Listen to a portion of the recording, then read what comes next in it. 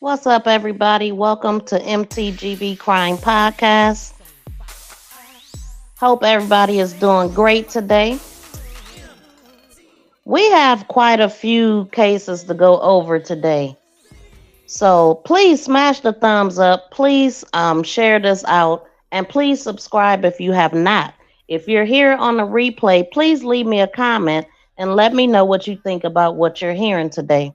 So we have quite a few updates to go over, guys. We will be talking about starting out talking about Dexter Wade. We have an update on Nichole and Maleesa Mooney, as well as Yolna Lubrin. So I'm going to try to get through as much as I can. I don't have a whole lot of time, but I do have I got a couple hours, hour and a half. So we should be able to get through all of this. And so I'm going to start out with Dexter Wade. This is a case that is coming out of Mississippi, I believe. Hold on, let me pull something up so I won't misspeak. But what happened with him is absolutely ridiculous. You know, the sad part about what happened to Dexter Wade is that I heard his mother say that they had gotten into it about something. He left the house after an argument, and she never seen her son again after that. That has to be heart-wrenching for this mother who, you know, didn't get a chance to tell her son sorry, or each other sorry, or tell her son that she loved her. Whatever. I don't know what the argument was about. But that is sad. That is one of the sad parts I heard about this case. Not to mention, y'all. Okay, I'm getting ahead of myself. Okay, so Dexter Wade, he was reported. Wait, hold on, y'all. Let me get to the beginning. Shout out to everybody in the chat. Thank y'all again so much for being here. I really appreciate y'all listening in. Shout out to The Word. Shout out to Lisa J. Stocks and Grammy's Journal. Thank y'all so much for being here. And so, Dexter Wade, what happened to him was a mystery for months. I'm going to just read this article and see what they tell us. This article is actually from October 30th. And this family has involved Ben Crump. So Ben Crump is not a defense attorney. I know a lot of people always say, oh, Ben Crump is just about the money and he ain't never won no cases. He's not a defense attorney. He is a civil rights attorney, and his job is to get you money. So, but the family of Dexter Wade is calling for justice after the 37-year-old man was allegedly fatally struck by a Jackson, Mississippi Police Department cruiser back in March and later buried in a potter's field without his family even knowing. I'm talking about months. And it blows me away that they say that he was hit by a Mississippi police department cruiser, but not mention who was driving it, because the cars ain't driving themselves right now, and somebody was behind the wheel. who I'm assuming did no time or did anything. So we just gonna get through this article. Um, the mother said, "My son, I never thought in a million years that he would leave me." Wade's mother, Betterstein Wade Robinson, said tearfully at a press conference on Monday in Jackson. "He was my oldest son, and I wouldn't have never thought this would have happened to him." So Wade Robinson, or Wade, reported her son missing on March 14th, y'all. Now, she didn't report him missing right away. She waited 9 days before she reported her son missing. And that could be, maybe she thought he was just blowing off some steam since they had gotten into it. But he literally got hit not long after he left the house. Okay, so she reported him missing. Let me write this down. She reported him missing on March 14th. Tell me why she did not learn anything about her son until August of 24. Okay, so 9 days after she had last heard from him on March 5th. Wade reported her son missing on the 14th. Okay, she had last seen him on the 5th.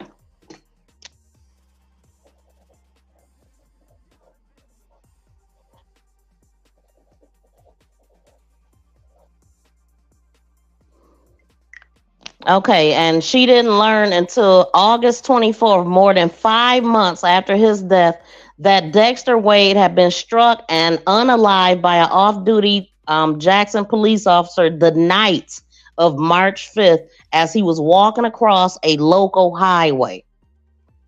So according to Ben Crump, civil rights attorney Ben Crump, who is representing the family, an investigator from the coroner's office identified Wade using fingerprints and reported that identification to Jackson police on March 9th. So his identity was known on March 9th through fingerprints. That's crazy. Ultimately, these people end up saying that they didn't know who he was, they didn't know his identity, and they were unable to contact next of kin. This is crazy. But I'm going to read what they're saying, though, so we can get the real details. According to this article, So Ben Crump, who's representing the family, an investigator from the coroner's office, identified Dexter using his fingerprints and reported the ID to Jackson police on March 9th, just 4 days after he was unalive. So the mayor said on October 26th during the State of the City address that Wade had no ID on his person, but he did have a prescription drug bottle. That was his identity right there. Okay? That was his identity right there. And they did all of this going back and forth, acting like they didn't know who this man was and never informed his mother. One other thing that I want y'all to know is that not only this happened to their family twice. Her son, who you're looking at right here in the middle, he was hit by the police, right? Well, her brother, back in, I think it was 2019, also was he lost his life due to the police. 4 police was involved in this, and her brother lost his life. And so I'm gonna pull up some videos so y'all can see that. But that is crazy for devastation to hit one family twice that way at the hands of the cops. And honestly, y'all, to me, this sounds like a cover-up. All of this back and forth. This woman was, not to mention, y'all, that at the same time that she had reported her son missing, obviously she was calling down there, asking them questions. Do they know anything? I mean, she literally was asking about her son. So nobody connected the dots, or was somebody trying to prevent the dots from being connected? So the Jackson Police Department used the information from the bottle to contact Dexter Wade's medical provider, who in turn offered authorities a number. That was not that okay, so they offered the authorities a number that was not accurate or not a good number to be used any further. And so they were unable to make contact, is what they're saying. Noting that this transpired before Betterstein Wade first reported her son missing. So all of this stuff happened prior to her reporting him missing because she waited 9 days before she ever reported him missing. I'm gonna pull up this video and let's see if the video will make more sense.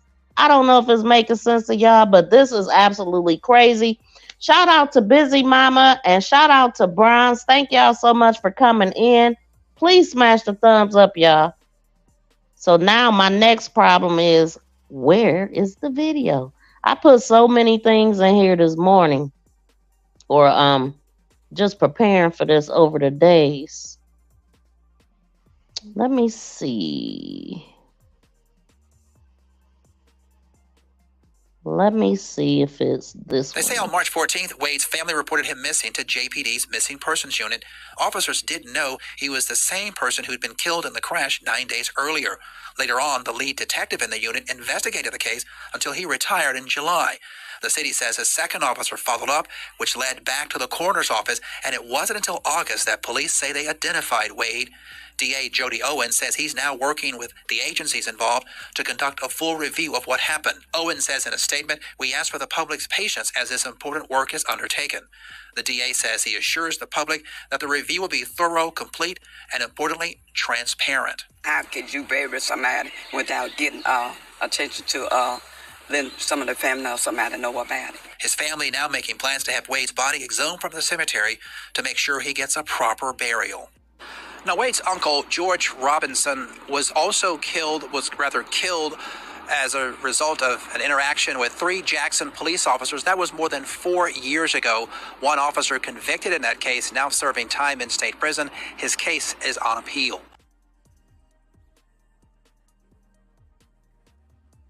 Oh, so they said one of the cops was serving time in state prison. Okay, and of course, so that is ridiculous, right, y'all? Like, how does this even happen? All of this back and forth, all of this run around, these departments not connecting, or was it just people in the department that was making things happen so it wouldn't make the connection? They literally buried this man in a whole grave. And his mother, I've just put a number there. They had his fingerprints. They had his pill bottle with his name on it. And nobody thought to call his mother next of kin or anybody. Absolutely ridiculous. Well, I found a video concerning his uncle. Let's listen at this. 3 police officers are charged after being indicted by a Hinds County grand jury. Now, these charges stem from the death of George Robinson, who died after an altercation with the officers back in 2019. So News' Jade Blexer joins us now with the latest on the indictment. Jade. Melanie and Byron, the officers are charged with second-degree murder. Lincoln Lampley, Gerald Fox, and Desmond Barney. Now, in January of 2019, the documents state they pulled him out of his car, body slammed George Robinson headfirst into the pavement, kicked and hit him several times. The coroner ruled his cause of death blunt force trauma to the head. The officers were looking for who killed a pastor. He lived on Jones Street. He came to his house, and they snatched him out, and they did what they did. All they need to do is just own up to what they did. We just asking them to just be honest and give us peace. Don't put it on nobody else, or don't say this, or don't say that. There was an observed, what was believed to have been a violation of the law of Mr. Robinson. And when the officers approached him, he did not obey their commands. And they were in fear for their safety and everyone else's. And they did have trouble getting him to get out of the vehicle he was in. But as far as slamming him to the ground, that never happened.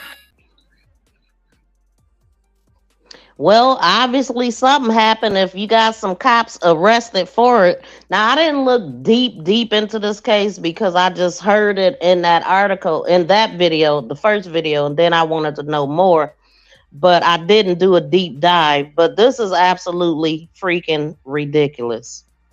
And so I'm looking at Ben Crump's page right now, and he said Dexter Wade's family fought hard to gain answers from the Jackson Police Department about his disappearance. After they should have gotten answers, they should have gotten immediately. We need the DOJ to investigate the death of Dexter Wade to gain the full transparency they deserve.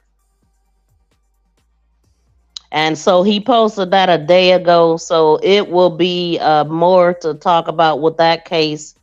And I'll follow it to see where they go with it. His family deserves accountability for the months-long denial of answers. Let me see. Regarding the tragic, as I've heard it described, the cop killing cover-up case. And it's important that we understand it from the family's perspective. It definitely feel like a cop killing cover-up. It does. It really does. But I'm going to listen at what he's saying. We going to listen. They believe and not just accept the police narrative. Far too often in America, Attorney Sweet, we just accept the police narrative and whatever that narrative is, and we sweep it under the rug. Well, thank God, Ms. Betterstein said that my son mattered, and I'm going to find out where he's at. And for 6 months, she didn't know where she was at. A lot of people would have gave up and said, you know, the system wins. But thank God, Ms. Betterstein, you never gave up on your baby boy, your only boy. And the system did not sweep him under the rug, and we're never going to let Dexter Wade be swept under the rug. That's right. We're going to keep fighting until we get justice for Dexter Wade. Yes, ma'am. You know, and that's really sad too, because in the video that I played of his uncle, the lady that was talking was Betterstein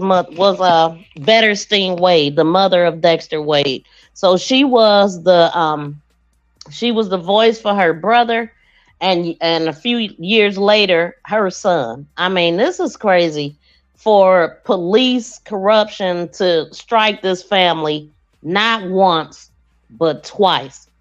So my prayers go out to this mother. Like I said, I will continue to cover this case as long as it's going on.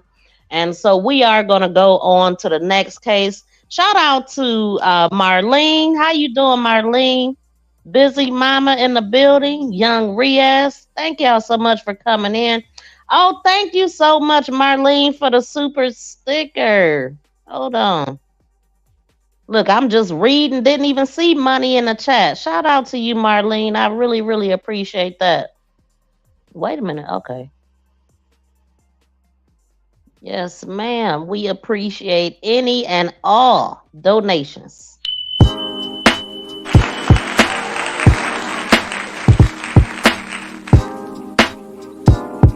Shout out to Marlene. Shout out to Marlene. Thank you so much again. Much appreciated. So, yes, y'all. So that is the story of Dexter Wade. And Busy Mama said, and he should be in hell too for defending the undefendable because he died from blunt force trauma. Exactly. That is absolutely ridiculous that you're trying to find out who took the life of a pastor, but then in turn you take one too. Like, come on, it don't even make sense. It absolutely don't. Yeah, so let me see okay, y'all listen, that update on Maleesa Mooney is horrifying. I don't know if y'all seen in the last video. I think I caught it. I'm going to have to listen to exactly what I said, but I do remember saying, because you know that they found her in her own refrigerator. Her sister had already told us that the investigators took the refrigerator out of the home. I said that, well, they didn't say anything about dismemberment. Maybe they broke her up, putting her in that, trying to put her in that refrigerator. And that's exactly what they did. I did not know they had her hog tied, bound. I mean, God, it's some crazy stuff. I'm going to go to the video first of this. Maleesa Mooney went, what was it, September 12th, I believe, is when they found her, because it was Maleesa Mooney and it was Nichole. The one right here with the yellow thing wrapped on her head, that's Nichole Coates. Both of these ladies, 31 years old, both of them models, both of them real estate agents. Both of them live a mile apart downtown LA. One at the Sky Bunkers Apartments and the other one at the eighth something apartments. And so Nichole, she was said to be going out on a date. Maleesa was said to be what did they say Maleesa was going? I don't remember if they said where she was going, but I heard on a news video, one news video, that Maleesa Mooney was seen going into her apartment with friends, y'all. I only heard that one place, but that stuck in my head because I'm like, hold on. They said she was with friends. Who were the friends? Well, we know a little bit more now, so we are able to bring some of this stuff together to make it make a little bit more sense to us. So right now, I'm going to pull up a video, I think.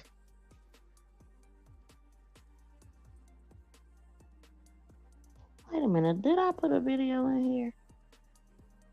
Y'all, excuse me, I'm all messed up here. Yes, I do have the video right here. So let's see what we can learn. Mom, GoPro us. GoPro us. Where you gonna pop?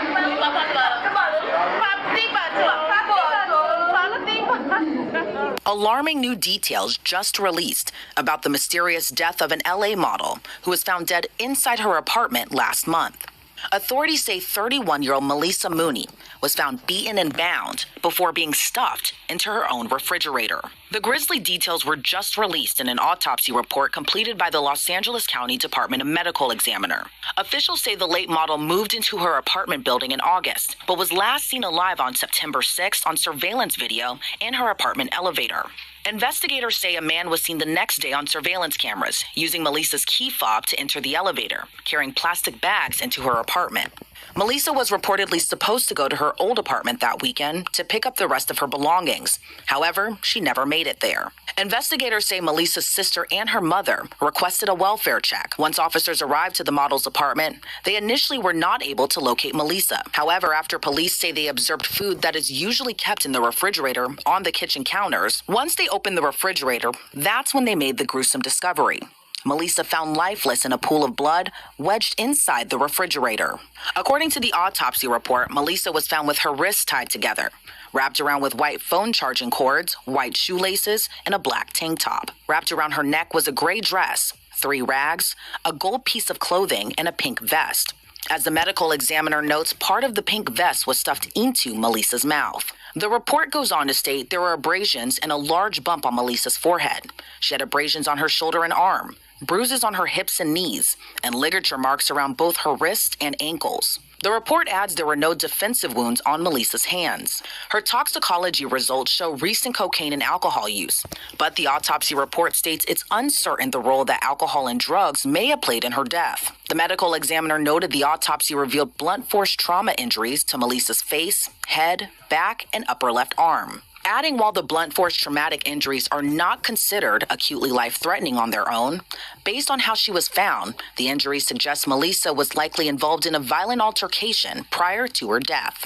The report states Maleesa's death was likely the result of the actions of another individual, and without findings to explain a clear mechanism of death or knowledge of the sequence of events leading to Maleesa's death, the cause of death is deemed homicidal. Maleesa is the sister of Guyanese pop singer Jordan Pauline. Jordan told local news outlets Maleesa was 2 months pregnant and excited to have a child. The pop singer also shared a GoFundMe page organized by a close family friend. The organizer wrote, "Maleesa was an extremely sweet and generous soul." The page also states they started a GoFundMe to help with legal fees as the family fights for justice, and a portion of the proceeds will go towards starting a foundation in Maleesa's memory. Jordan also took to her Instagram after Maleesa's body was found in September to share about the devastating loss. In her post, Jordan describes the shock of her older sister being gone.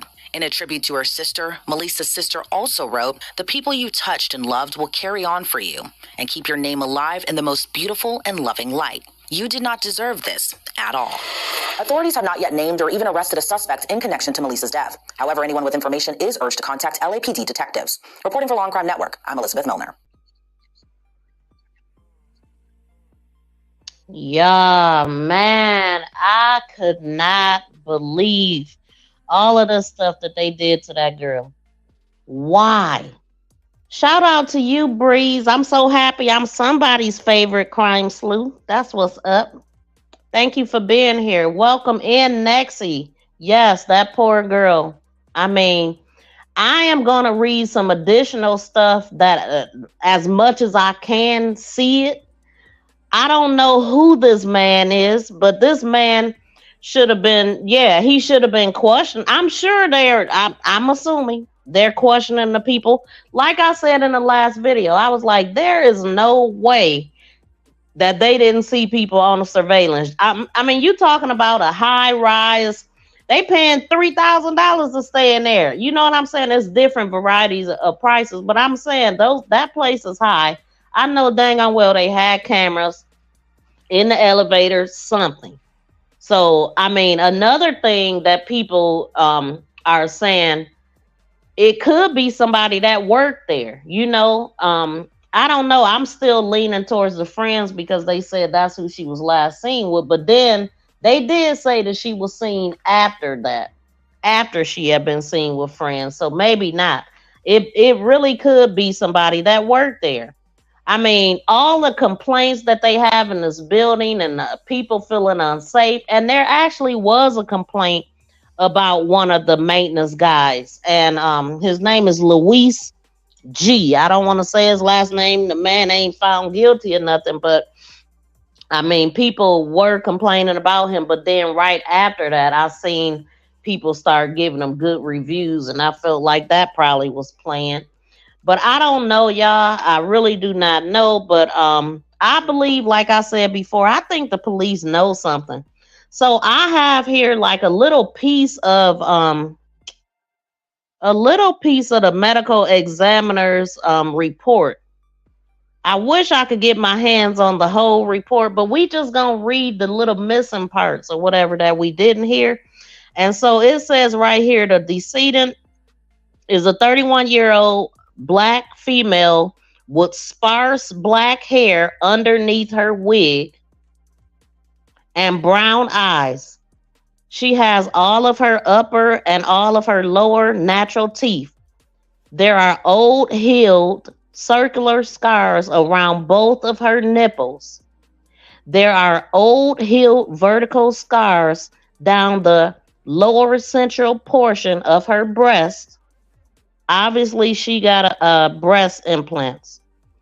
Hold on, y'all. I always lose my spot. Okay. There are old, healed, curved scars underneath both of her breasts. There is an old, healed, vertical scar approximately 3 inches in length down the front of her left knee. No other scars and no tattoos were noted. The decedent was wearing a leopard print romper and a pair of blue underwear. There was a pink sweatshirt partially covering her head. And there was an animal print dress around both of her lower thighs. The decedent was located inside of the refrigerator.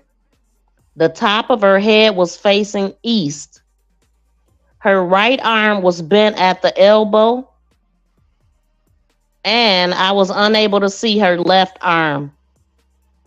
Both of her legs were bent at the knees, with both of her feet in the southeast corner of the refrigerator and were pointing east. Both of her wrists were tied together with multiple items and then tied to both of her ankles. So she was hog tied.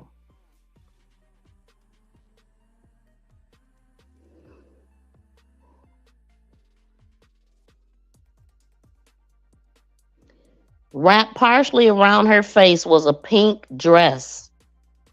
Wrapped once around her neck was a gray dress.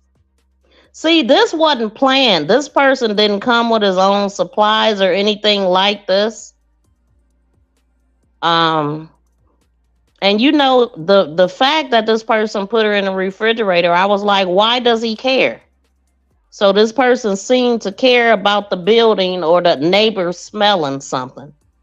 But why would he care though? Most people that take people out just take them out and they gone. They don't even take time to do all of this stuff. Putting her, all the trouble they had to take to get her in the refrigerator. Why was it so important to get her there?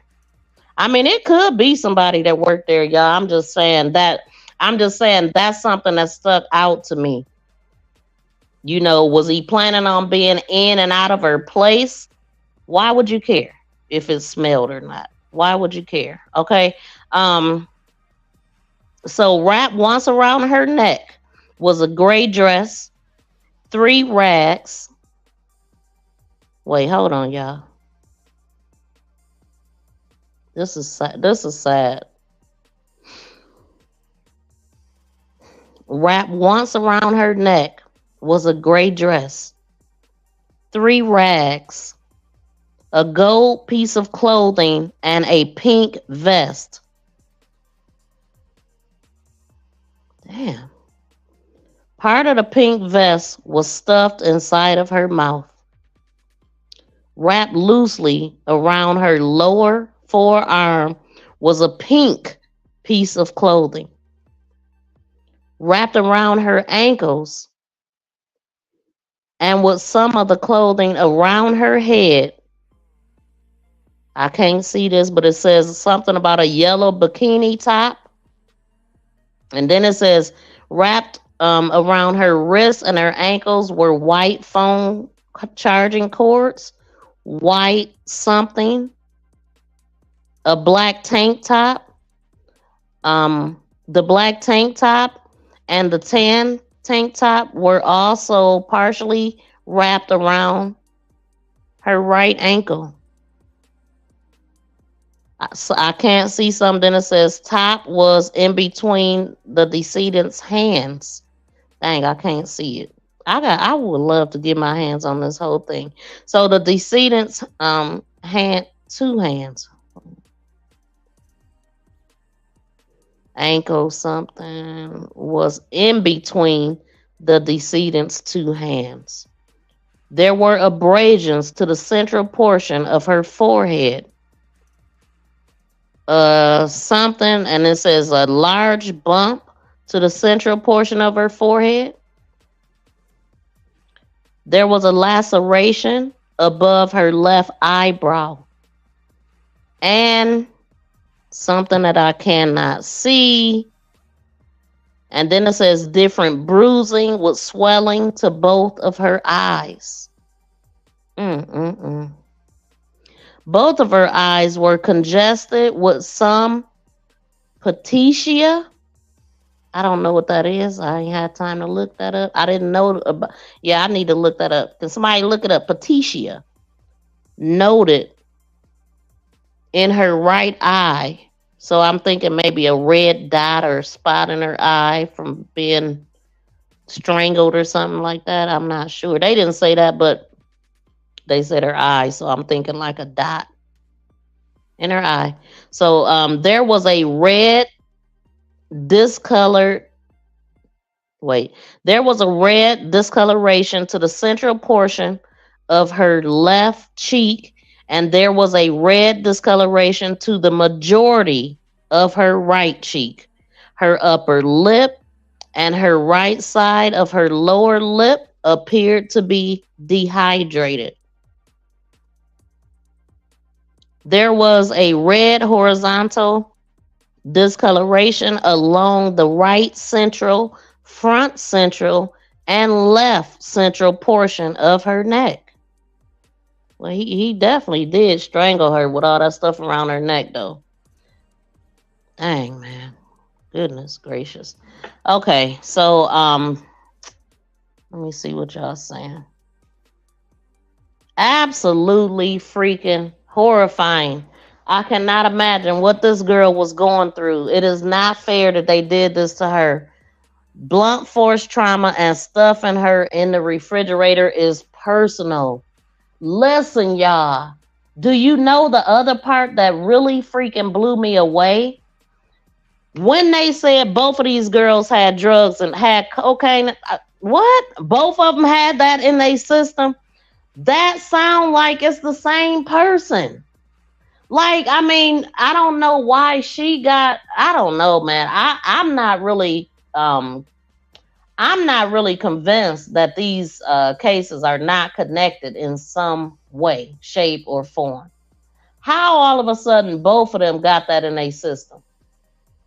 Who knew? Do anybody, I wonder if anybody that's close to them knew them to use, because I'ma say no. I don't believe it, man. I just don't believe it. Okay, and let me see what else I got here. Toxicology. Oh, we got a nurse in the building. That's right, busy mama. What that word that I said, petechia. Is that like a reddening of the eye? And I know you'll know some of these words that I'm attempt to pronounce. But anyway, the toxicology testing of post-mortem specimens detected the presence of benzo,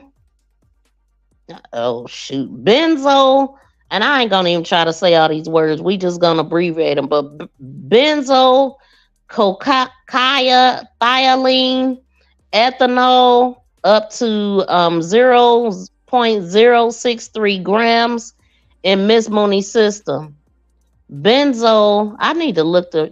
Okay, so it says the benzo is a cocaine metabolite, and its presence indicates recent use of that white thing. And then it says the thiolene is formed in the body when coke and ethanol are present. So coke and alcohol. Oh, they also, that's what they said about Nichole.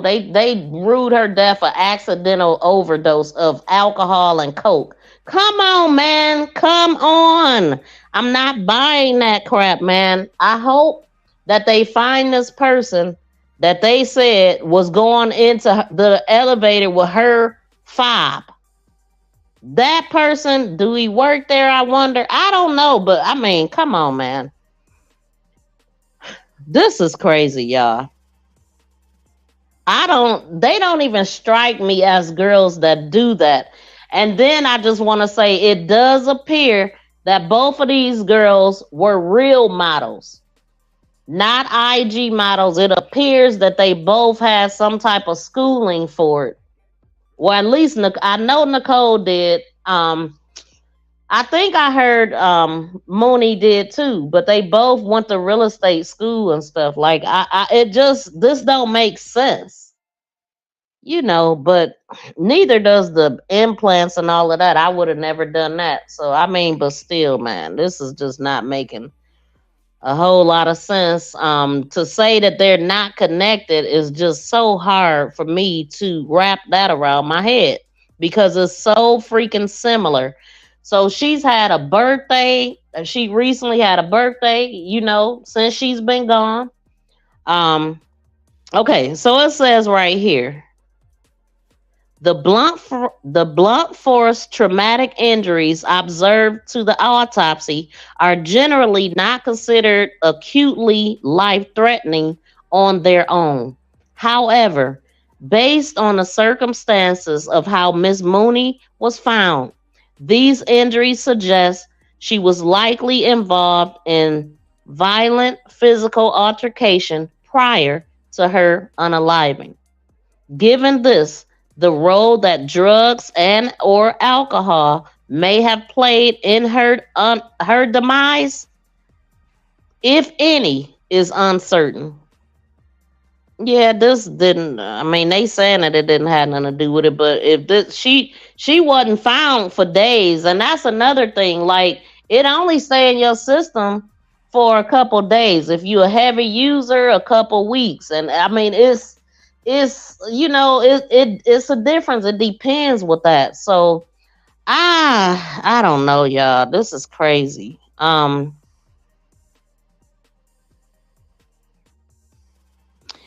So on the history, circumstances, and autopsy findings as known, Ms. Mooney's unaliving was likely the result of or related to actions of someone else. So there's a suspicion of homicidal asphyxiation in with all the clothes, dresses, and all the stuff he had wrapped around her freaking neck. Man, there homicidal asphyxiation in this characteristics anatomic findings of strangulation were not appreciated at autopsy, but the lack of these findings cannot exclude homicidal asphyxiation by other mechanisms. Okay, that's all I can see on there. And then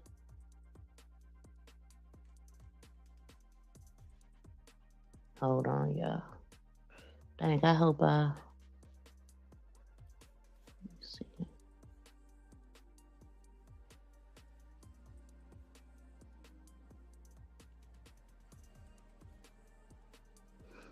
Hold on, y'all. So this information is coming from a detective Marcinek. So it says informant/witness statements. And it reads, the decedent lives in his residence by herself. Hold on, y'all.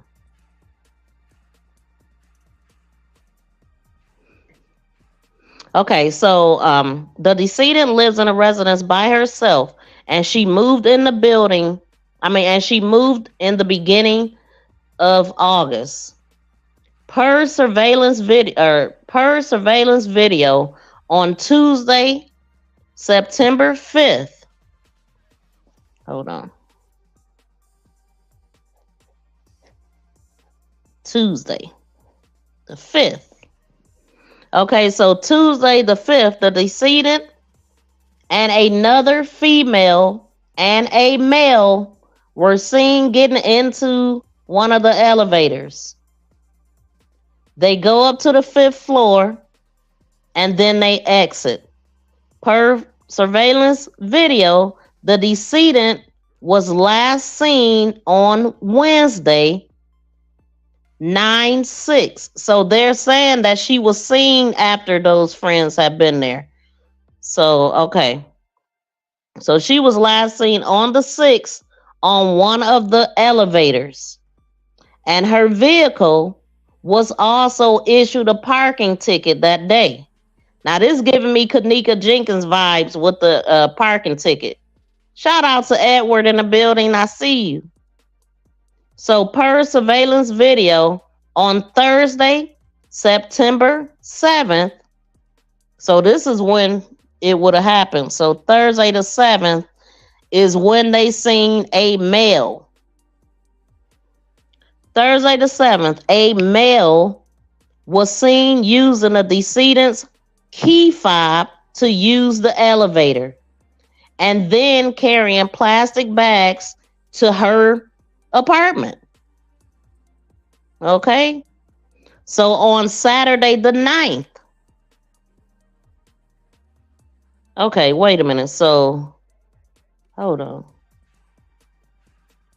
So on the 7th, a male was seen using her key fob to get into the elevator, carrying plastic bags to her apartment.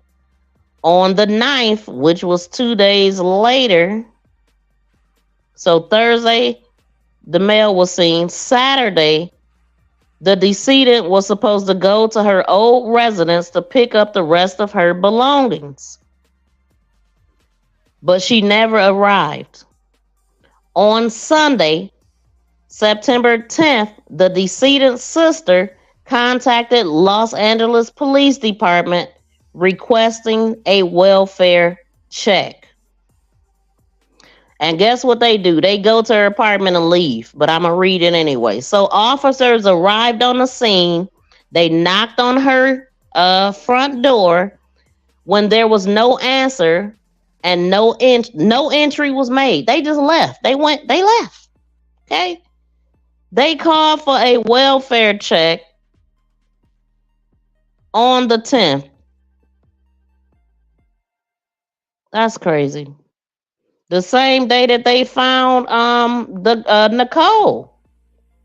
So they would have found her the same day had they entered her apartment. But then they had to turn around and be smarter than the cops, right? So I'm going to just read it, y'all. I'm going to try. Okay. So on Sunday, 9/10, the decedent's sister contacts the Los Angeles Police Department requesting a welfare check. The officers arrived on scene and knocked on the door, and there was no entry, no answer, and no entry was made. On Tuesday, and this is a week from when she was last seen, because they said I said I was going to, on the 5th of the yeah. The 5th, so this Tuesday to Tuesday, she was seen on the 5th with friends, right? On the 5th, and then this was Tuesday. So she was in there for a whole week, like I said. Well, not necessarily, but days. Anyway, so on that Tuesday, which was September 12th, the decedent's mother called the manager of the apartment building requesting another welfare check. Okay. So the manager then called that's the best way to do it. So listen, that's the best way to do it. Call the manager if they there, because they can gain entry and the police can't. The police will just come and knock and not even go to the freaking manager to say, hey, we got a wellness check. Can y'all let us in? Why didn't that happen? So because they didn't enter, now they like, okay, 2 days later, they called to ask the management to go in. And then they called the police and then they went in. Oh my God. That's just crazy, y'all. See all the time that was wasted. It's always best to let somebody have a key to your apartment too, if you can, man, or your house or whatever. And so anyway, I told you I was gonna just read it, but I can't. Okay, so requesting a welfare check. So hold on, I lost my spot. Y'all know what it is. On Tuesday, 9/12, the decedent's mother called the manager of the apartment requesting another welfare check. The manager then called the LAPD and the officers arrived on the scene. The manager opened the door, the locked door with the key, and the officers entered the apartment. They looked around and did not locate the decedent. They then observed that there was food that should have been in the refrigerator that was on the kitchen counter. So that is what made them then look inside the refrigerator, and they found her there unresponsive on Tuesday, 9/12/2023 at 16:25. Wow. No suspects in custody. The residential building was located at 222 South Figueroa Street in Los Angeles. Residence number 520 was located in the west portion of the residential building. The kitchen was located in the northeast portion of... Oh, while I'm doing this, let me show y'all this because I got some pictures. Hold on. I got a couple pictures.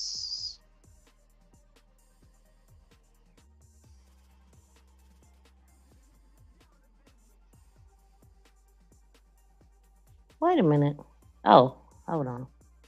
Quit playing with me now. I know I got these pictures, but I put them in the background. So this is the kitchen, or at least a kitchen of the this was a nice place, y'all. High rise. She's on the 5th floor with a great view. I mean, like, I did a tour of the whole place. Look at that. Beautiful. Beautiful. But when you got ratchet stuff, let me tell y'all what some of the people were saying.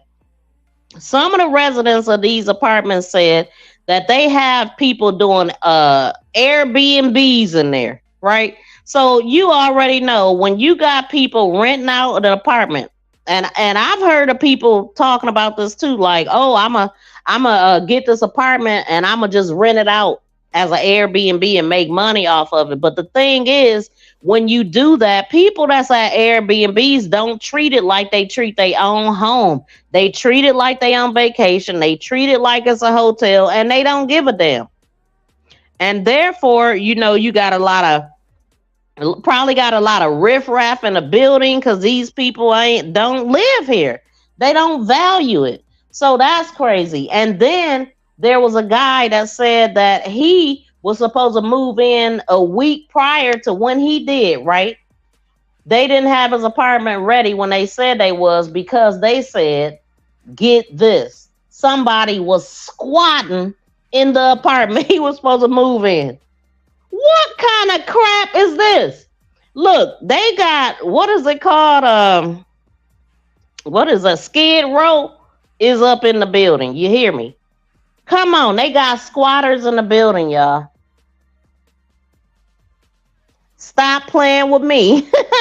I am so freaking serious. Yes, that is what some residents were saying. And then there was another lady that was like, she said she hated that she had to leave, but she was just too dang on scared to stay there.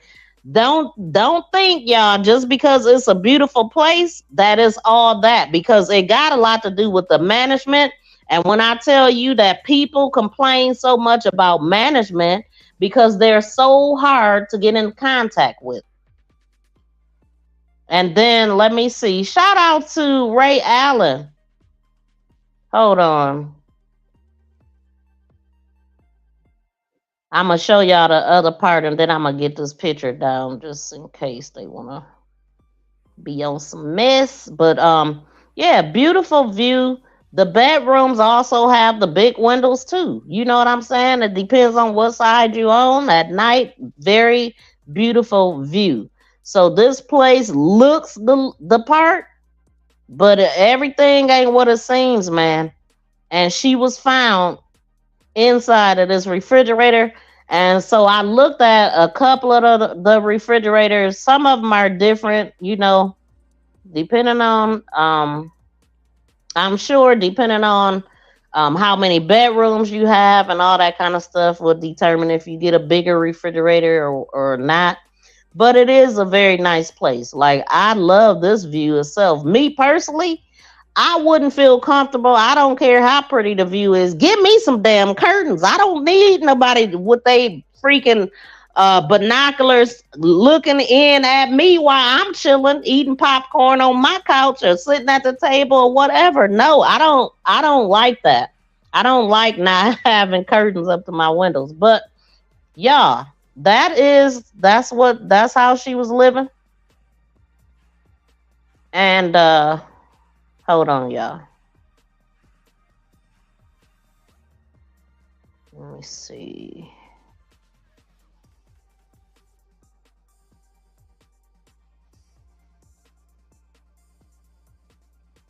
Let me find myself. There I go. Okay. So let me see what y'all saying. This is so crazy, man. What's up, BFF in the building? Yeah, busy mama. It's heavy. This story is really heavy. My heart goes out to this girl, man. I mean, both of them. I'm gonna read what y'all saying in a minute. Let me finish this. Let me see. So photographs have been taken prior to and during the course of the autopsy. A post-mortem computed tomography scan was performed. I can't really see the word. Some type of scan was performed. No retained foreign body or skeletal trauma are identified. The detective A. Pierce of the Los Angeles Police Department was present to witness and discuss the findings at the time of the autopsy. Diagram form number 20 and 22 was used during the performance of the autopsy. Medical examiners' diagrams are not intended to be facts, nor are they drawn to scale. Okay, so the summary and opinion, it says this 31-year-old woman, Maleesa Mooney, was last seen alive on surveillance video at her apartment complex on the afternoon of 9/6. On 9/12, the decedent's mother called requesting a welfare check. Law enforcement officers responded and entered the secured apartment using the property management key. They found Ms. Mooney's body wedged inside of the refrigerator with pooled blood beneath it. Her wrists were bound together. Her ankles were bound together, and those bindings were tied to each other behind her back. And miscellaneous electronic cords and clothing items with miscellaneous electronic cords and clothes. This person did not come with all of this stuff, but I mean, if you had the plan, you could probably find some stuff in the house. But I mean, he using all of her clothes and stuff, or whoever did this, man. And I'm saying since they said a man was using her freaking elevator I-5. Who is he and why ain't he arrested? Or is he and they just ain't told us? I don't know. I don't know. I'm thinking no, he ain't been arrested because it would have hit the news. Her sister would have told us. And what are y'all thinking though? Are you thinking that is somebody she met? Somebody we know that she's pregnant, was supposed to go to a doctor's appointment, and it's in question if the guy who she was pregnant by actually wanted this baby. Do you think it's somebody that worked there? What are y'all thinking? Let me know. This is crazy though. So additional clothing items were around her face and neck. An apparent gag fashioned out of an article of clothing was also stuffed in her mouth. And that's remember I was like, how did nobody hear anything? But even if they had her bound and gagged, I mean, throwing somebody around, beating people up, that still makes some damn noise if you hit a wall or anything, unless he had her confined somewhere. And I don't know, man. This is crazy. Autopsy revealed blunt force injuries of the face, the head, the back, upper and left arm, and examination of the wrists and ankles were, dang, I can't see it. I can't see something, but then it says indicated that they were applied anti-mortem, no anatomic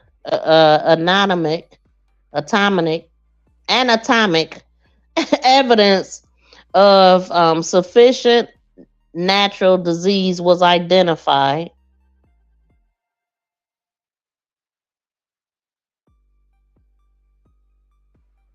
Hold on, now I'm seeing something else. No defense wounds were on her hands, y'all. And rigor mortis was absent because she was in the refrigerator. So they should have a nice body to be able to find everything.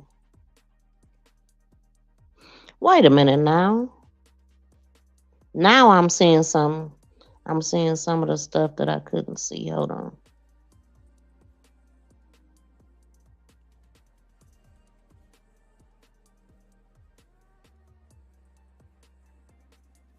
There was abrasions to the top portion of her left forearm.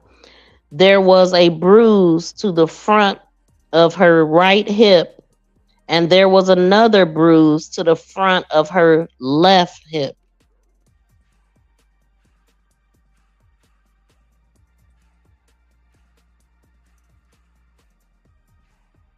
There was a bruise to her outer left knee, and there was a bruise to the front of her knee. And of course, the ligature marks around both her wrists and both her ankles.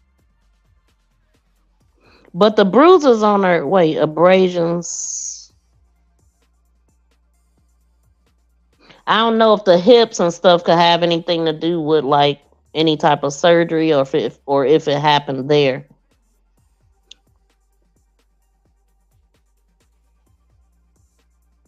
That's crazy. Wrapped once around her neck was a gray dress, 3 rags, a gold piece of clothing, and a pink vest. Part of the pink vest stuffed in her mouth. Wrapped loosely around her lower forearm was a pink piece of clothing. Wrapped around her ankle and with some of the clothing around her head and her neck was a yellow bikini top. That's the part I couldn't see. Wrapped around her wrists and ankles were white phone charging cords, white shoelaces, and a black tank top. The black tank top and a tan tank top were partially wrapped around her right ankle. Let me see. I'm just looking to see the stuff that I couldn't see at first. I should have looked at these better before I put them up. But this is some of the stuff that I was reading. Wait, what is this one? No, that's not it.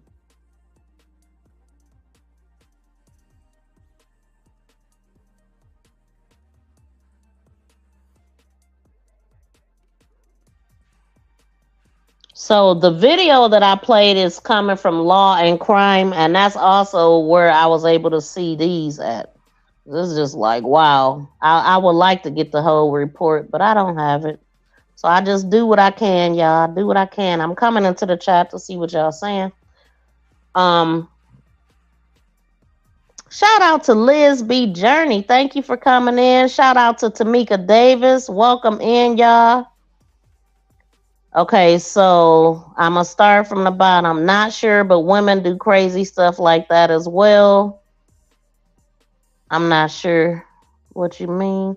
It doesn't sound right not to have any defense wounds. Right, it don't. But I mean, did he have her fully drugged or something? I don't know. But I mean, it would be normal to not have defense wounds if he tied her up first. And that's messed up. No defense wound. Yeah, he probably tied her up first. Did she have a boyfriend? Her sister didn't say anything. Well, she just said that the guy that she was dealing with, remember the sister had told us about her being pregnant and how giddy she was and all of this, and she talked to the guy. And so I'm assuming that would have been her boyfriend. If she had one, it would have been him. And it is that damn boyfriend. He didn't want the baby. You can tell by the way she was tied up. Yeah, I mean, I said that. I mean, it makes sense. The boyfriend, or I mean, the baby daddy, boyfriend, or whatever. But you know, in everything that I read, and I don't think I heard them say it in a report. The sister told us that she was pregnant, but I didn't see in the findings that she was pregnant.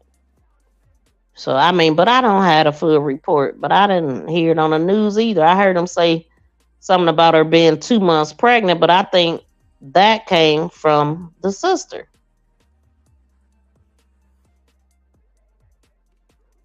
Wait a minute, what is this?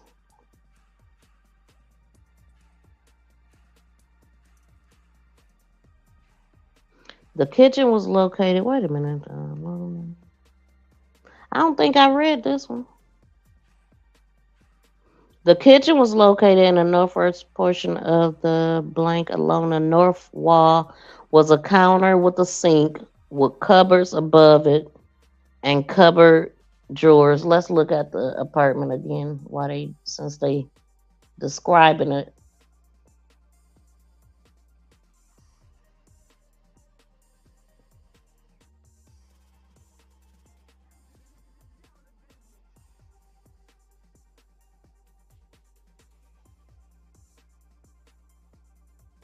think it was something. What else was it? Oh, let me just do this first.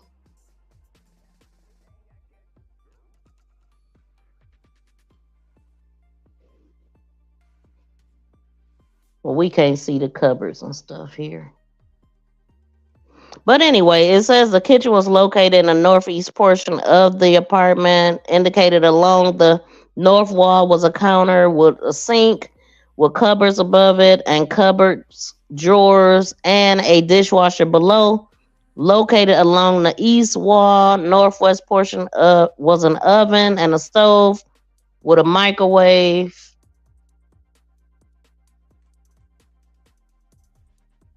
Wait.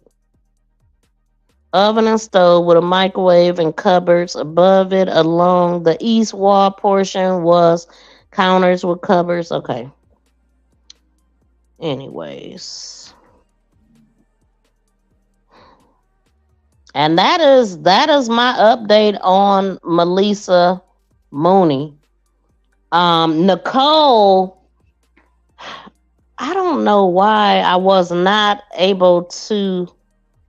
It's like with Nichole, right? Because they wasn't trying to say that her death was related to any type of crime. So they don't have as much information on her as they do Maleesa. Maleesa. But I did hear them say that she also had coke in her system and alcohol, and it didn't make sense. Her death was ruled accidental. Let's see. The LA County Medical Examiner's Office has ruled the 32-year-old's death as accidental. Now this is coming from 7 days ago. Unless the family get out there and tell us something, they telling us what they think. But I already know because we seen her mother was having a fit about her daughter. The auntie, the father, they said it looked like she was beat up. They said they couldn't even recognize her. That's what they said. So I'm just like, how do they say no foul play? The details tonight about the death of model Nichole Coates. The LA County Medical Examiner's Office has ruled the 32-year-old's death as accidental, caused by cocaine and ethanol toxicity. Family members found Coates' body inside her apartment on September 10th. 2 days later, another model, 31-year-old Maleesa Mooney, was found dead in her apartment 3 miles away. The coroner's office says she died by homicide. Authorities say the two cases are not related. Man, I don't believe that. What am I showing off, Bronze? What am I showing off over here? I'm just saying. But who's to say it was a he? I'm saying he because it was a he that was seen going into her apartment with her I-5 using the elevator. That's why I'm saying he. And I mean, prior to that, they said it was a he and a she. And now it's just a he. And so, I mean, if she, the background, yeah, let me move this background as a matter of fact. Now this one, let me see. You can do it too, Brian. Don't be hating. You know what I'm saying? You all right? Give Brian's a little love. He over here hating. Shout out to Brian's. We sending you a little love down there. You know what I'm saying? Since I'm showing off. Let me really show off. No, I'm just playing. But anyways, what else? Where else was I going? Okay. So let's head on over to the next case. Oh my God, the update on Yolna Lubrin. I don't even think I had Yolna on my. Wait, hold on, y'all. Let me see what I got here. Nope, I didn't even have Yolna on my thumbnail because I wasn't planning on talking about her. And today I found out that her sister went to the home again of the people where she was found at, and they were able to question them. And so I wanted to see what type of person Yolna was. You know, it's always good to just see what kind of person someone is. But before I do that, y'all, look at this video right here. Let me know what y'all think, and I'm gonna come back to the chat because I do want to know what y'all said about this case. But check this out, y'all. This tripped me out. I'm gonna punch your fucking head in. Look at my dog.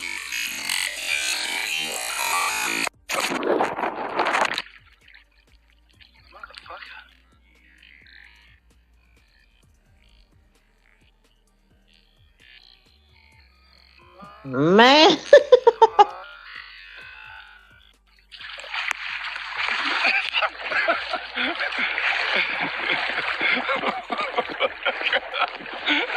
Hachi here.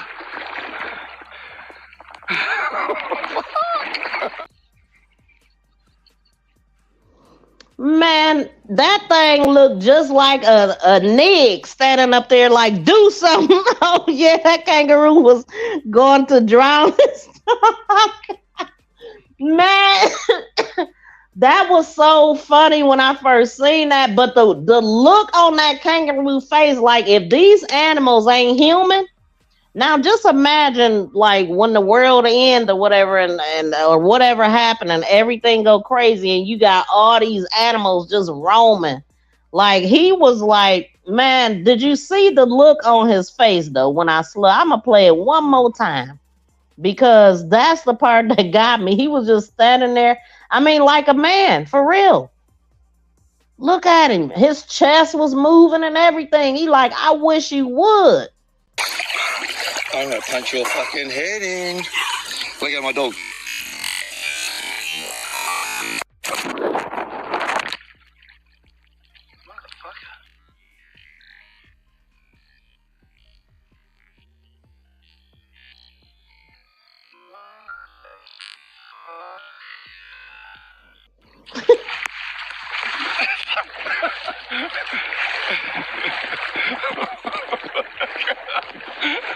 Hachi here.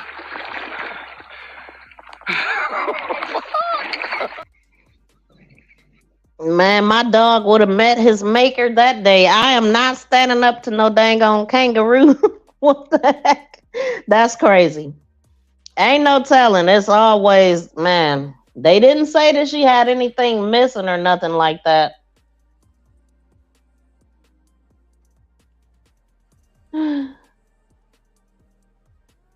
If she was pregnant, that would be one of the first things that the coroner would have stated. Right, you would think. You would think they told us about the breasts and all of that, and we could put two and two together that she had implants. I mean, I can tell she had implants. Sounds like her sister don't know what she is talking about. No, her sister said that she talked to the man. So this is what her sister was being told. And so she also said that the mother knew that she had missed her menstrual, and they were supposed to be going to find out. So if she wasn't pregnant and this is the reason why she lost her life, that would be crazy. But who's to say it was okay, I read that. Or her F buddy, knowing today's women. Yeah. It was a woman. She did it. Did they find lace around her legs? Now, I'm going to go with the man since the man was the one seen going in there with bags and stuff. Not sure what women do these days.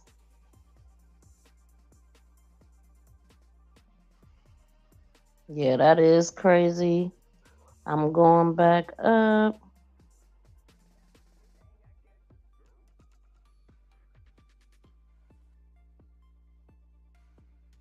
Yeah, what's the purpose of the cameras if they never referred to them to catch the predators? You have the suspect on camera. Yeah, that's crazy. That's absolutely crazy. I mean, maybe they watching him. Maybe they're, just trying to get more on him because I guess that ain't enough. Now, okay, they said they did say that he went into her residence, right? Or did they just say that they seen him with the I-5 in the elevator? I thought they said, let me look, because wording is everything. Did he just use it to go in the elevator, or did he actually go in her apartment? Because that is definitely grounds for arrest if they know who he is. But with there being people complaining about rentals of Airbnbs and all of that stuff, he could be a non-resident, and they don't know who he is because cameras get looked at later. Hell, she was in there for 6 days. He long gone. I'm sure he ain't still in there. You know what I'm saying? That's crazy. They should have made way into that apartment the first day that they went.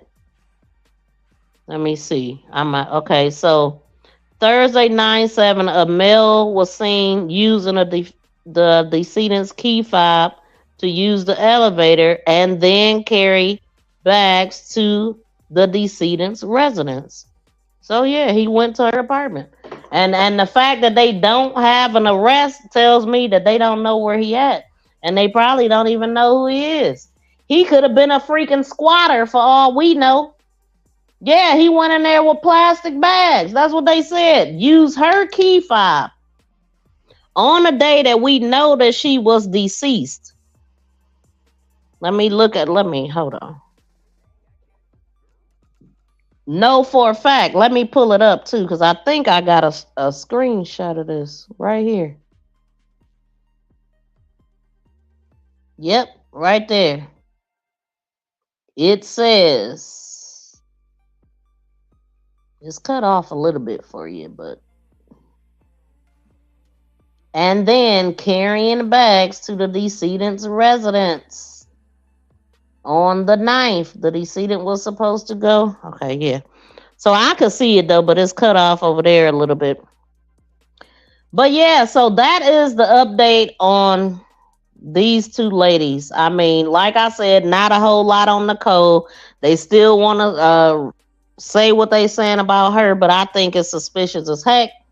I'm gonna see if I can find more information about her, but it ain't a lot. Families got to keep talking, man, because if they don't, it will get swept under the rug. And once they rule, it's hard to get them to open stuff back up. And,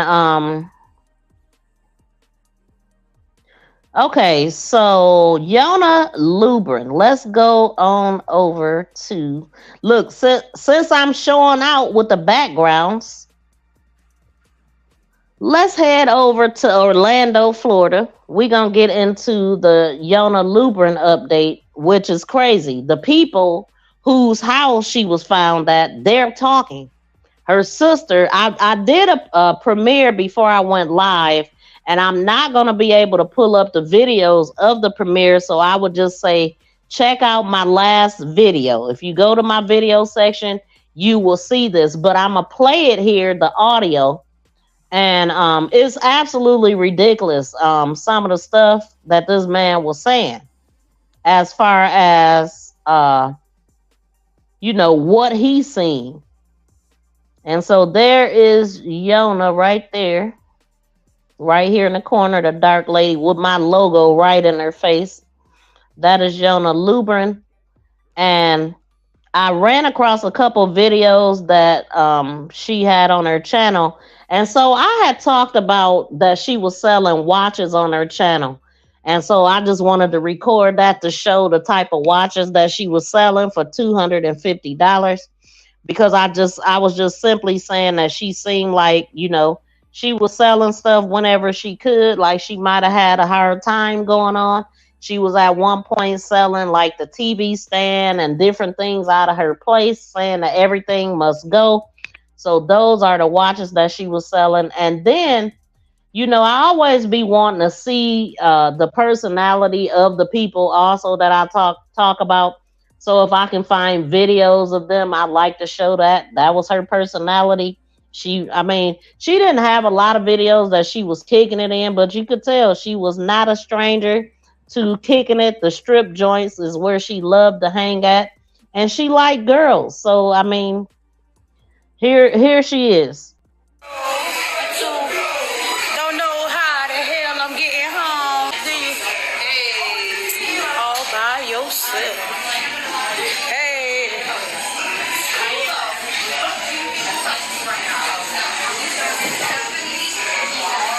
do it all back. She look fucked up. Oh, baby. Let me turn the camera around so they can see it too.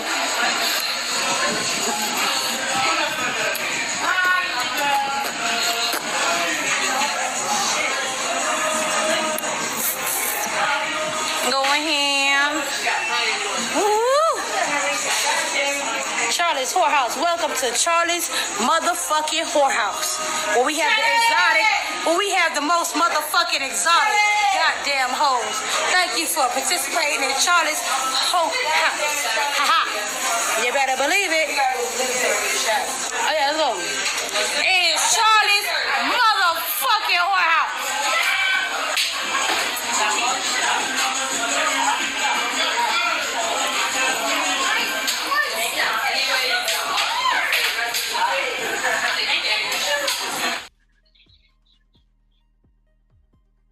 That's Yo-Yo, y'all.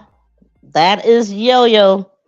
You know what, Bree? Sorry, but those are the blank looking hoes. What? What? Lord. Okay, here's another picture of Yo-Yo in action or video.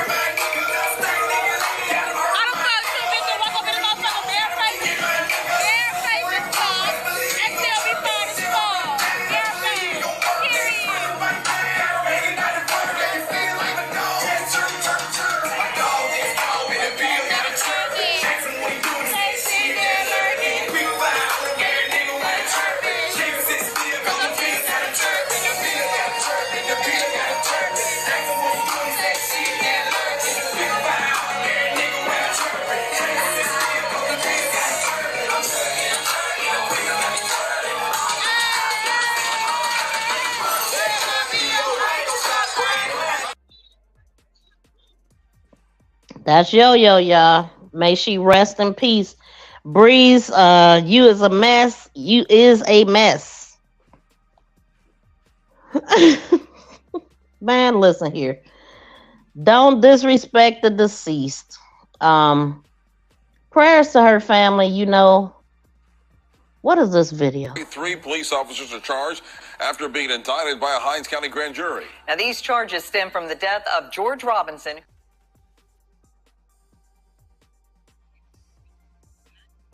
Okay, we already played that. Hold on, y'all.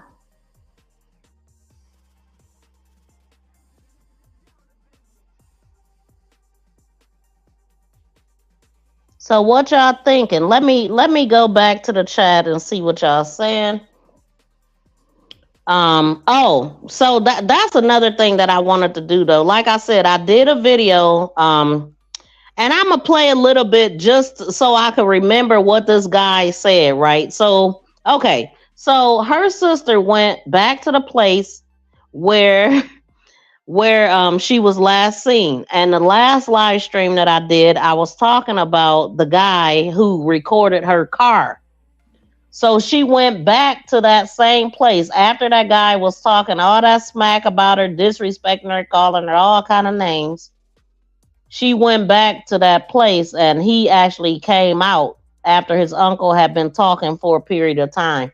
And she actually she confronted him about that. But just to remind y'all what happened at the scene of the crime. This is where Yo-Yo was at, and this is the day that her car was found. And then I'm going to go into the video of the residents, the guy that lived behind Lopez. Oh, another thing. The guy Lopez and the girl Mary that he was saying, what happened out here, Mary? What happened and all that? They have not been seen for weeks. They are apparently on the run. Mary actually told them that Lopez was dead.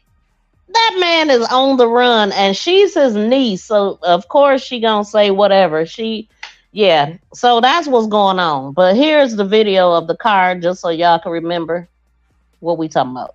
Mary, what happened last night? God damn. What went on last night, Mary? You motherfuckers went stupid.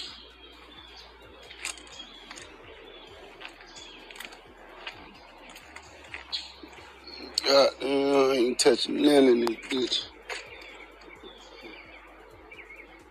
Motherfucker went stupid last night.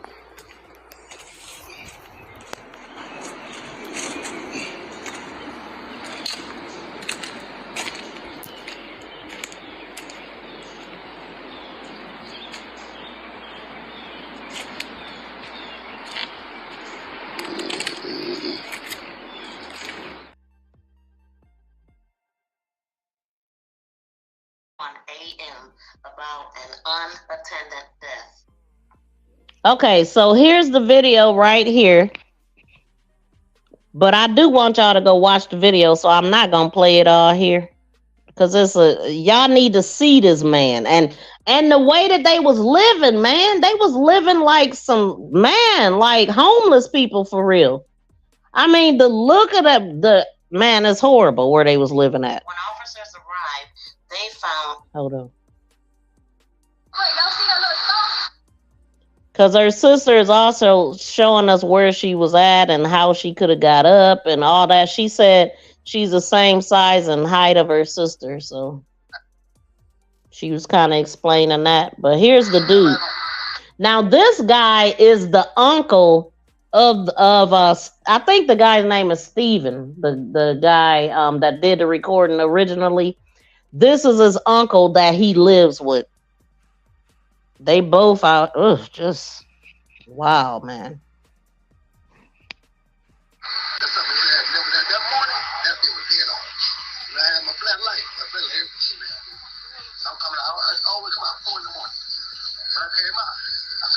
Okay, so mind y'all, because I know y'all can't hear it real good. So what he's saying is that he always comes out at 4 in the morning. Mind you, he had to go to work in the morning too. So I'ma just let it play and stop it along the way.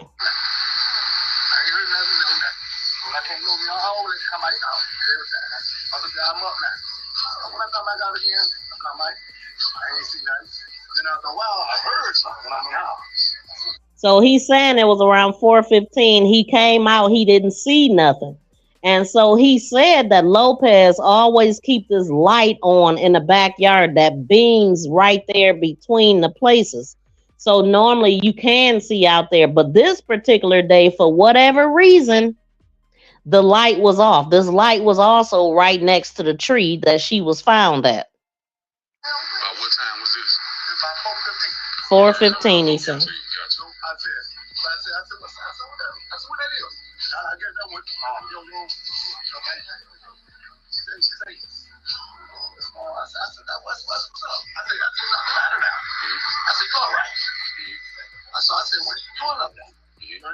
So he just said that he came out. At first, when he came out, he didn't see none, but then he heard something. He come back out, and she was up there, had the ladder against the house, and she said that she needed to get away from everybody. She needed to rest, and that's the only place that she could rest. He like, where are you going? She said she was going to sleep on top of the roof. Now, mind y'all, I had already mentioned that there was 2 ladders up to the house. Her sister in this video said that those ladders were not there when she was there the first time. So it's a bunch of lies. But had, you know, the police, when they don't investigate something, they ain't taking pictures of the area. So thank goodness this guy that recorded everything did, because we was able to see some stuff because of his recording. And in his recording, when he recorded her body, you could see that the ladders wasn't there. So make that make sense.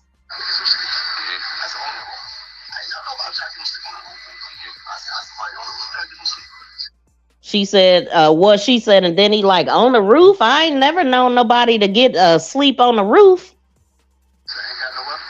She ain't got nowhere else to go, but she had a car full of her belongings. I would have slept in my car before I slept on a roof. And just make this make sense though, y'all.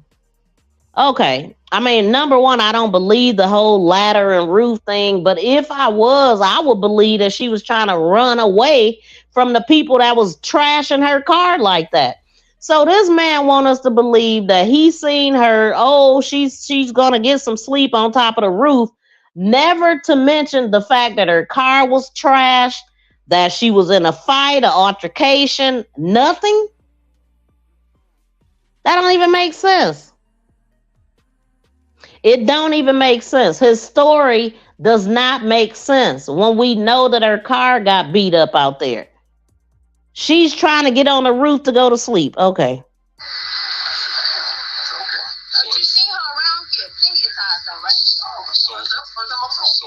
Now he claims that he has never seen her before.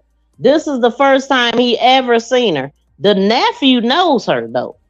From the streets. I remember him saying that in this video. I know her from the streets. If I wanted to F her, I would have been did it in the streets. I ain't need her to come here for that or whatever, all that stuff. This stuff. Her body was found. She was on the roof. You came out. She was on the roof, just chilling. So obviously, if she was trying to get some. Now he's saying, he's admitting, I'm the last person to see her. He the last person to talk to her.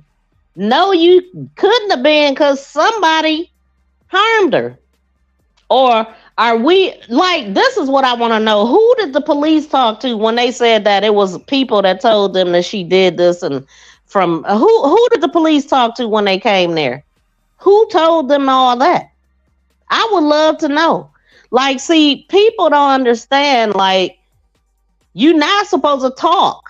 But I'm glad they are. See, we finding out why they tell you just to shut up until it's the right time. Get you a lawyer before you speak or whatever.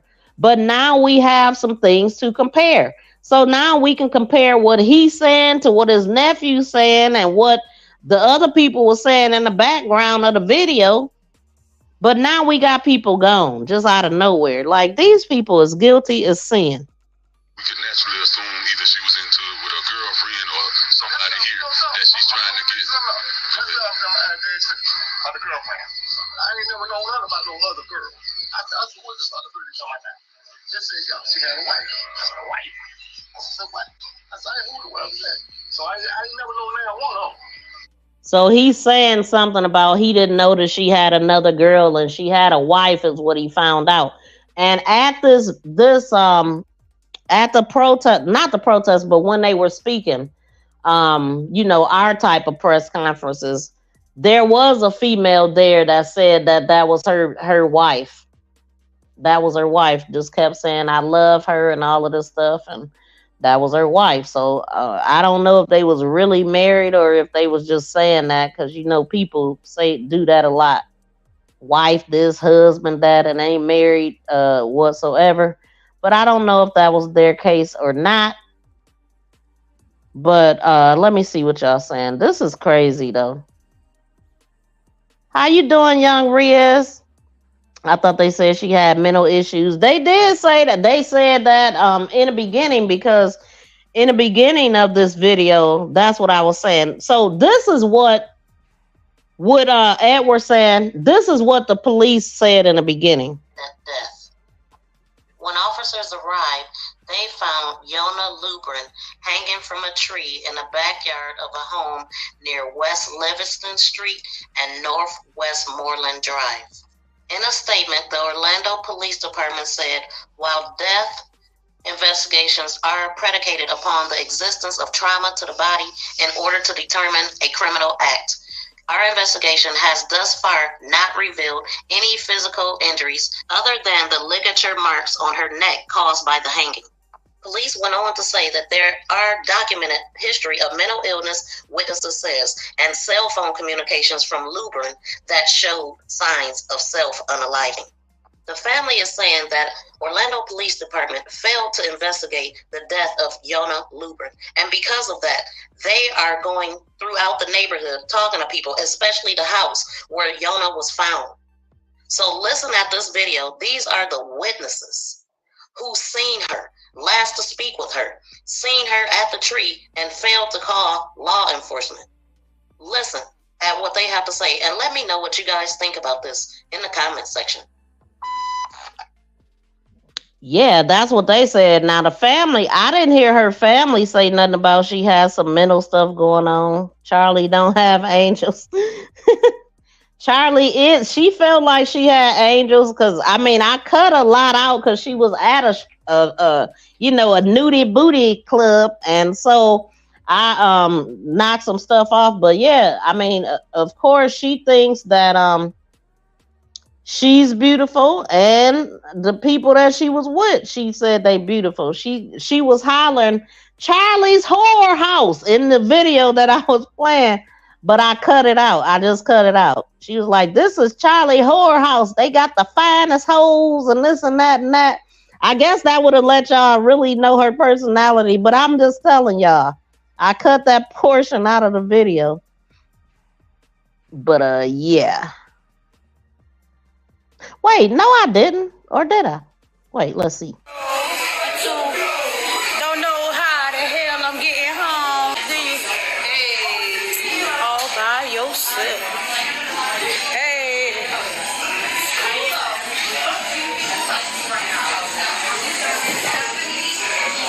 You could do it all by. She look fucked up. Oh, baby. Let me turn the camera around so they can see it too.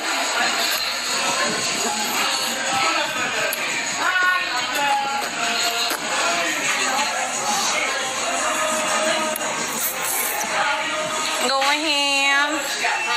Woo! Charlie's Whorehouse. Welcome to Charlie's motherfucking whorehouse.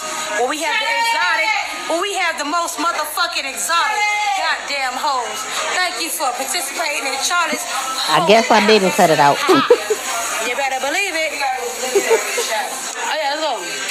It's Charlie's So Charlie ain't looking for angels. She looking for hoes, Edward. Charlie.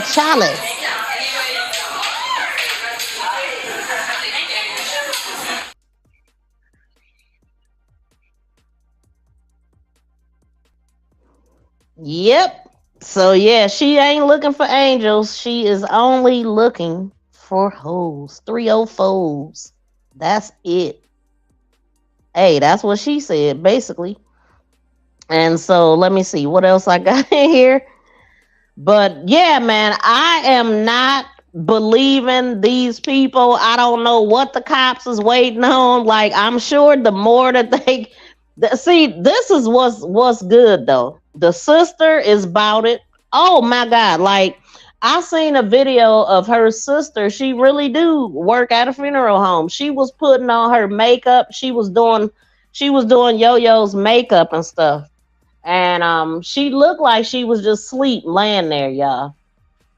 She had them big old eyelashes and she was putting the mascara and stuff on her, and they had her services. I'll put out another video probably with that, because I mean it ain't bad. It ain't bad. We just know that she deceased, but she really looked like she could have been sleeping. Besides, the plastic and stuff that she was wrapped in. I don't know. I may or may not. But hell, she put it on social media. So that's why I'm even entertaining it. Let me change this. What am I doing? Hold on, y'all. Okay, so since let me see. Let us go ahead and mosey on to the next case we gonna talk about. Because I still got a little bit of time. I ain't gotta be nowhere quite yet.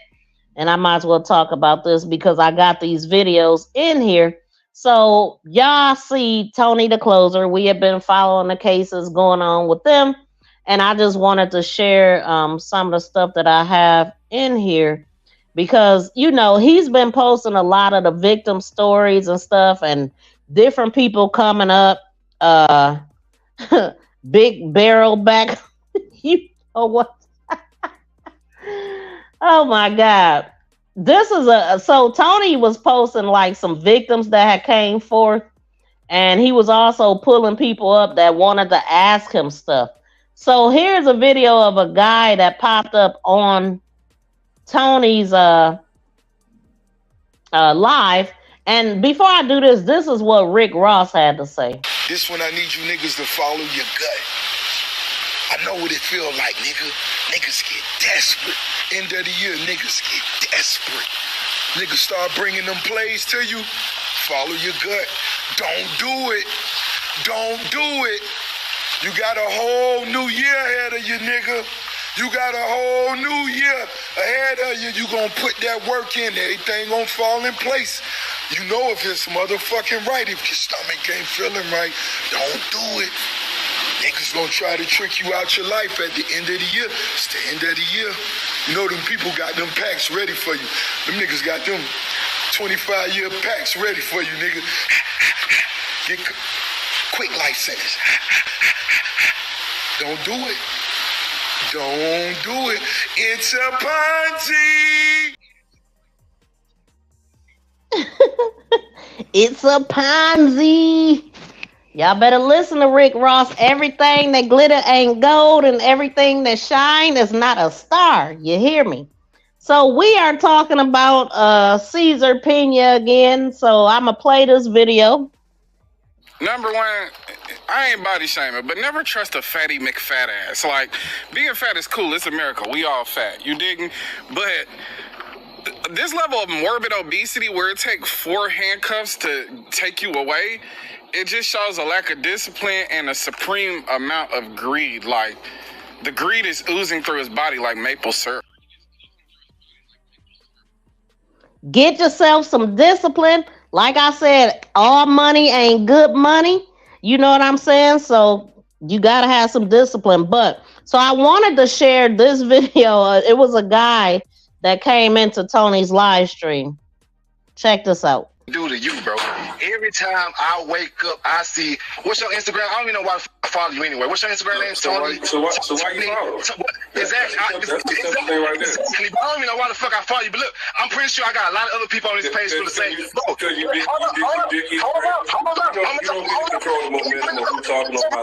You look like you a spice boy in the first place. You look like a spicy nigga. Bro, everything is paid for, partner. Did you just show the steering wheel? That's a bad bitch car. Hey, yo, that's a bad bitch car. You wake up every day, talk about it. It's a bad bitch car. You acting like a bad bitch car. It's like, goddamn, bad bitch, you. What did this nigga do? You's a sassy bad bitch. I knew it, boy. Look at your hair with the little curlies in it and everything. You's a sassy bad bitch. His C-class goddamn steering wheel. Boy, I know you ain't show the bad bitch mobile. Oh man, get your ass over here. That nigga sassy as a motherfucker. That nigga just twisted his hair and everything while he was in here trying to have a debate and yell. Boy, you better sit your ass down. I'm talking about, boy, who made you niggas, man? This nigga was fucking around. The nigga sitting in the car and then did this number right here. Man, I can't believe this motherfucker right here. Hold on. You ever seen a nigga debate and then he just start twisting his shit? Nigga just start twisting. He in mid-debate. He in mid-debate. He in the C-class. This nigga in the C-class doing like this. He got the stripper bands. This son bitch. He got down arguing with me and they going,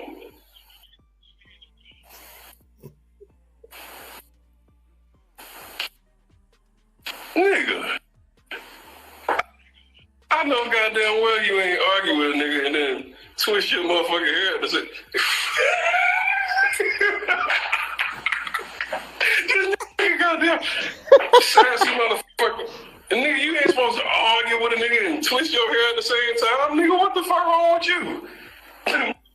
Nigga, this nigga just goddamn, this nigga, boy, I'm talking about mid-argument, start twisting this fuck.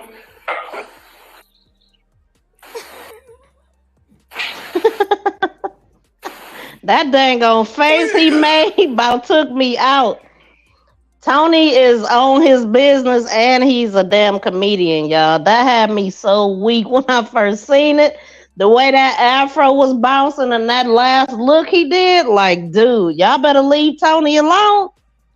Y'all better leave Tony alone. That was too funny to me. But I got some other stuff in here about the people that he was talking to, the victims, but I'm going to save that So I mean, this live stream has been it's a lot going on, y'all. It is absolutely a lot going on. I hope and pray that they find out and capture the person that did this to Maleesa, and they need to reopen Nichole. Like I know her family is not feeling it. I hope that they do something, man. Find the truth. But if they, I don't know. I really don't know because, like I said, it's so little being said about her. And I guess the best thing to have done with her would have been to pull up an article. Let me try that because I didn't. I'm just like, they don't have nothing on her for real. Just a few little snippets, but that's just crazy. But let's see what did they say. This is I guess I'm gonna read this one from the New York Post, and this is from 8 days ago when the information came out. So I found out about Maleesa, and then that same day, this very same day, y'all, the coroner's reports came out on both of them. But I just happened to see Maleesa's first. And so basically, what the heck? This is October 25th. This is a New York Post. It says a budding Los Angeles model who died last month in what the family feared had been unaliving, actually had an accidental overdose of coke and booze, according to the medical examiner. I just have a hard time believing that, man. Nichole Nikki Coates, 32, was found dead in her apartment on September 10th, 2 days before another model was found unalived from homicidal violence just a mile or so away. Her family immediately suspected foul play with her dad. Guy Coates, telling the Post that she looked so busted up and swollen when he found her. He could only recognize her by her tattoo. So why is that? Unless she had been in there for a long time, rigor mortis obviously set in, and but the fact that her leg was kicked up like that tells me rigor mortis set in, and I'm sure there's some swelling and all that stuff, but I don't know. This is what the family is saying. Have they ever seen a dead body? They said she was busted up and couldn't recognize her except for by her tattoo.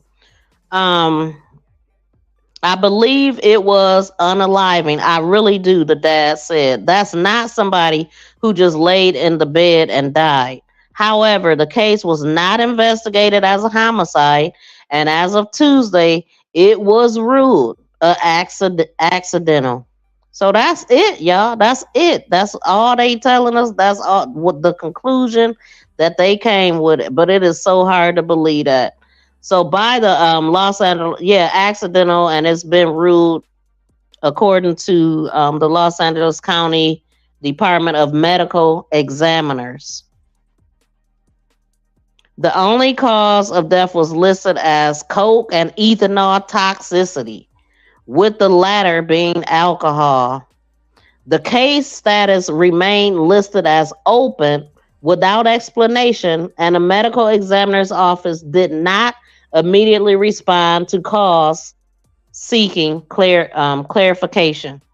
Coast's death sparked intrigue and local panic when another local model, Maleesa Mooney, was found deceased in her apartment 2 days later.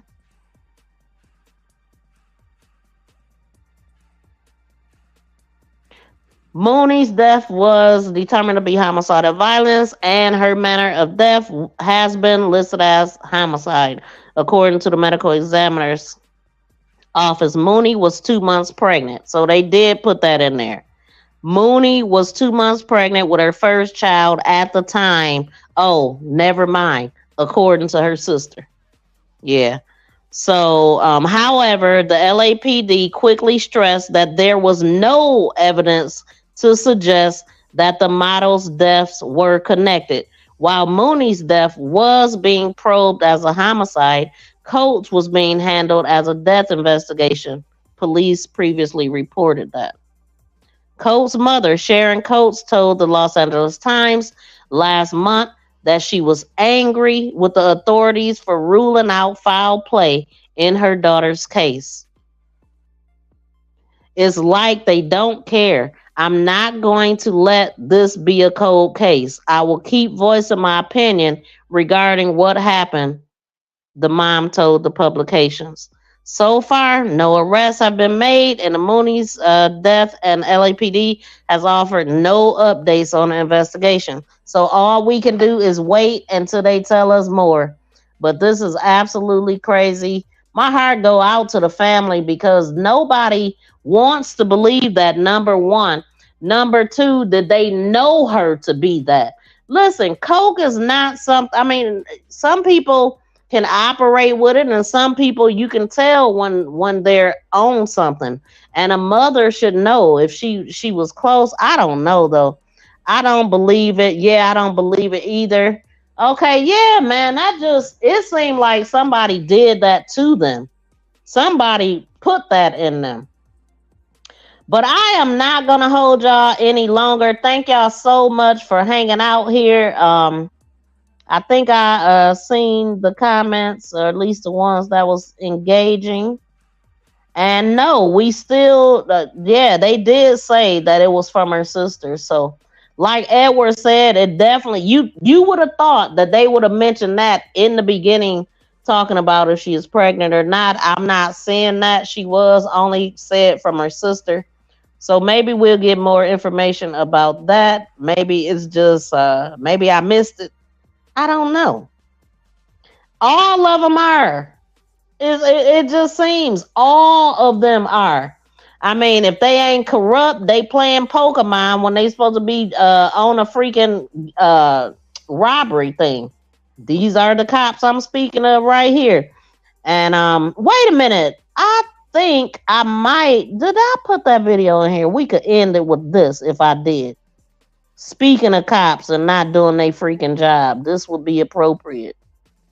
But I don't know if I put it in here. Let me see. Police say a 27-year-old man from Barre, Delaware, kidnapped a New Jersey girl that he met on an online gaming platform that's usually aimed at.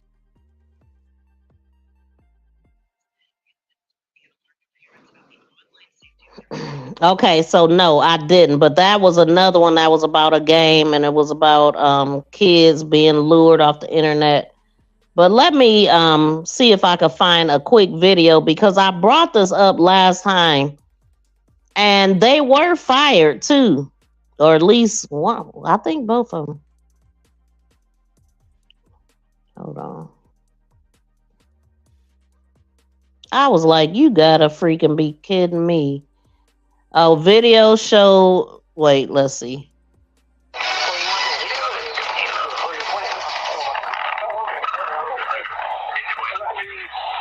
So this is why I wasn't gonna play it, because I wasn't able to put it in here and it sound crappy. But what we're listening to is the cops is in the car, and you can hear the call coming through, a robbery in progress or whatever. And instead of them going to the robbery call, they're riding around looking for this old Pokemon character or whatever, and they captured it.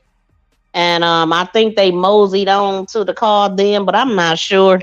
But yeah, I just thought that was crazy. Let's listen. Now at 11, the LAPD releasing some shocking new video showing the moments two LAPD officers ignored a backup call about a robbery and instead played Pokemon Go. This all happened back in 2017 when the exchange was caught on the digital camera inside their squad car. Oh, and the reason why it's coming back up now is because somebody requested this body cam footage from 2017. Somebody that remembered it and felt like the world needed to see it, and I feel like we do. And this character that y'all see, that is the actual character that they was looking for. Yeah, when that Pokemon stuff first came out, a lot of people was distracted by this, running into stuff, chasing them things, about to get hit by a car and all of this. This is why you need to be a full adult before you can be a freaking cop. And I mean, they look grown as hell to me, but obviously they wasn't. Sitting up here ignoring a freaking robbery in progress to catch this thing that's not a criminal that ain't hurting nobody. Oh, that's what it's, yeah, Snorkax or whatever his name is. Officers continued to ride around and talk about catching the Pokemon character Snorlax. After Captain reviewed the video, well, they were fired the next year. The officers tried arguing the recording should have been dismissed. They were, they were fired the next year. And then they had the boss to say, well, it should be thrown out because they should have never been recording us anyway because it was a private conversation. Wow. Officers tried arguing the recording should have been dismissed because they were private conversations, but both the lower court and the appeals court disagreed with that. Well, hello, I'm Mark Brown. Listen here, it just get more and more ridiculous, y'all. This is what's going on. They ain't just eating donuts. They ain't just at Dunkin's no more. They are playing the video games, honey. They want to be kids again. They like, forget about that damn robbery. We got to catch Snorlax before he robs the bank. I mean, come on, man. It just makes absolutely no freaking sense. Trust no one but yourself. Like, man, listen. But anyway, that is it for me today, y'all. Thank y'all again for hanging out with me.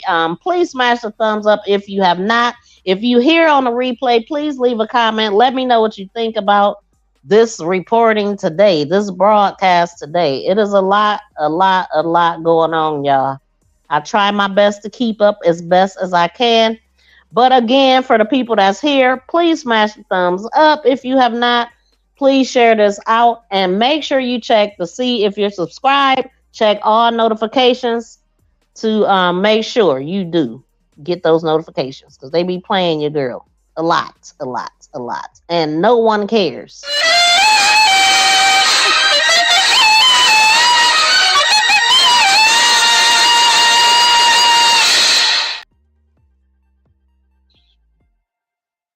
I wanted to make sure y'all was woke before I left here. But anyway, y'all, peace and love, y'all. We out.